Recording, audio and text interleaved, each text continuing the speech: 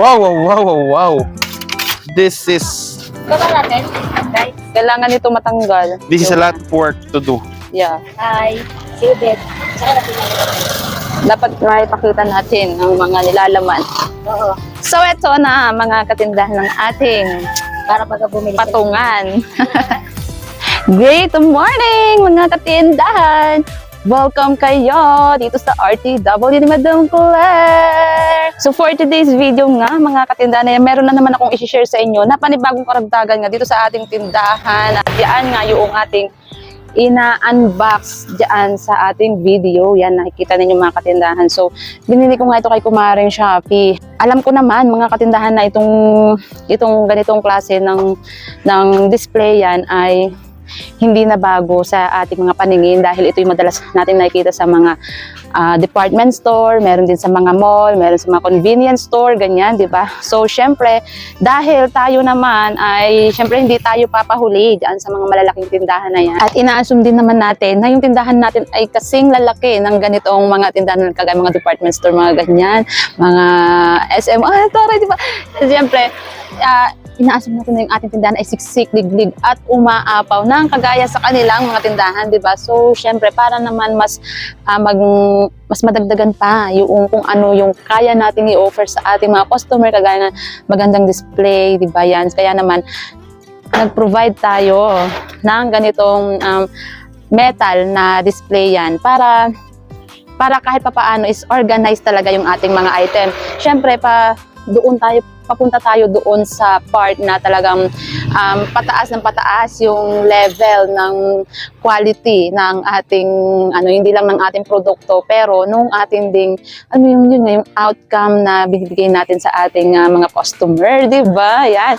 So nakakatuwa pa nga mga katindahan kasi itong ganitong metal na shelf, ayan, is 3 layer lang yung kinuha ko. 1, 2, 3, ayan. So, bali mababa siya hanggang dito lang sa may binti ko.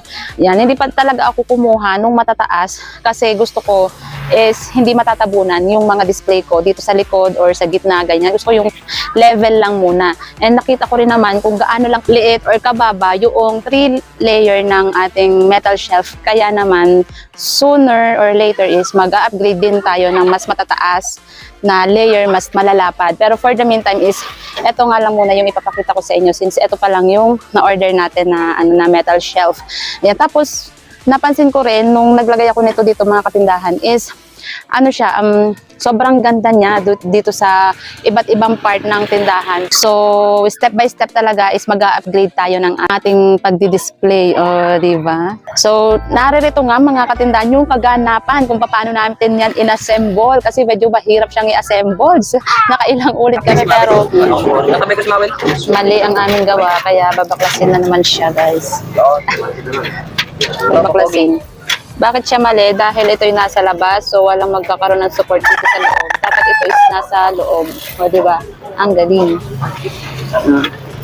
Kaya naman ngayon, baklas color tayo. So, ito yung tama. Pakita ko sa inyo para aware kayo. Yan. So, dapat nasa loob siya kasi nga support siya eh. Diba? So, yan yung difference niya. Ito yung tama, ito yung wrong. Yan, nasa labas yung supporting eklabu.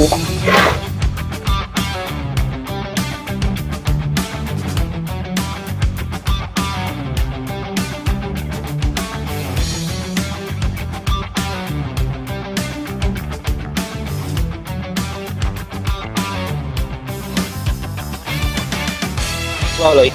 Yan din Ano ba, Ari? Kapatong lang ah. Diyo na, hugot na eh. Hindi si John na magpatong-patong lang eh. Hindi oo. Ano ba talaga? Aroy! Kala mo naman, joke lang, kunwari ka ba? Wala, nalustred na yata ito. Yan.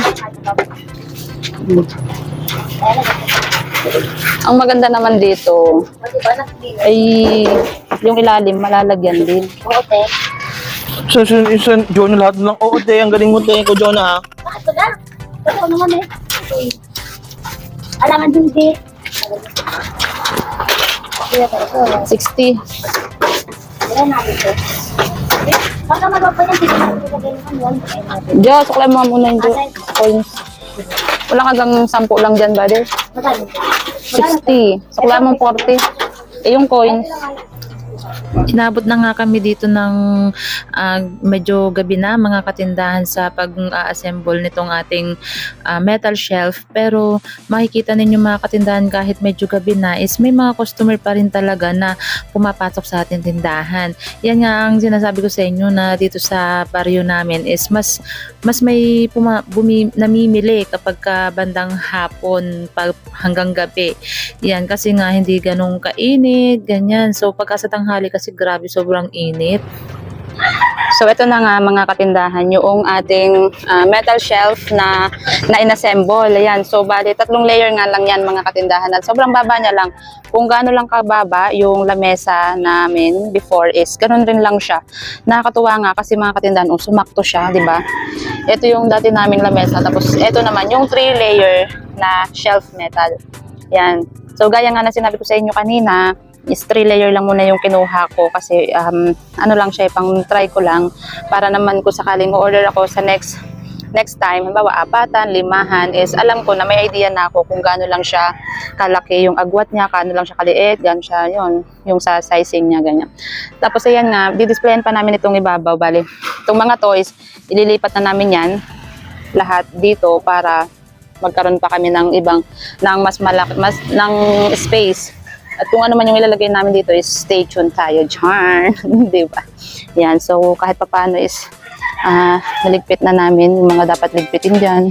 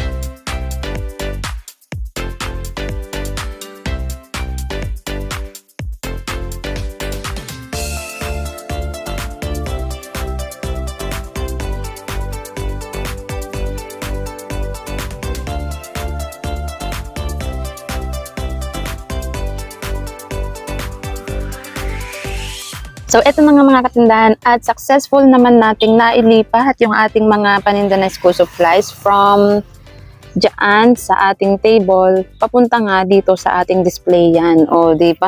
So, ito na mga katindahan yung ating mga papel, pangkulay, pantasa, yan. Lahat na siya mga katindahan ng ating mga school supplies is nandito na sa area na to. At ito ngang babayan na maximize natin yung space sa baba. Ang gandang tignan mga katindahan, malinis, di ba?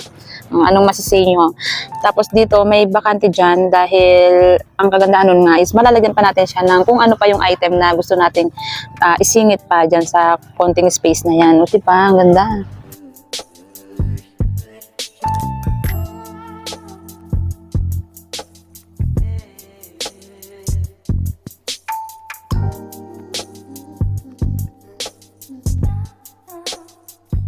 Nga sa mga magtatanong kung saan ko nga nabili kay Kumaring Shopee itong ating 3 layer na metal shelf, ayan, ilalagay ko na lang dyan sa description below yung link para ma-direct kayo sa store na pinagbilhan natin. At hanggang dito na nga lang muna mga katindahan nitong ating video.